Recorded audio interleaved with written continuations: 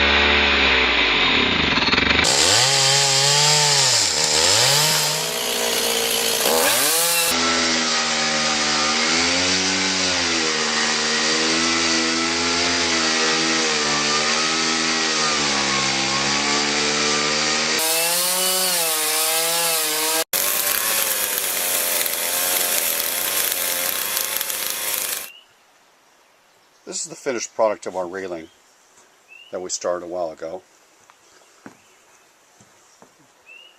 So you kind of get an idea of the end result of rotted log railing. Getting our boom truck set up for the placement of the log.